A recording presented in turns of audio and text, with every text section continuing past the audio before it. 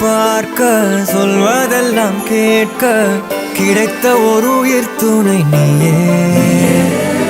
என் சிரிப்பில் பாதி என் துயரில் பாதி பகிர்ந்து நீ அருந்துகிறாயே.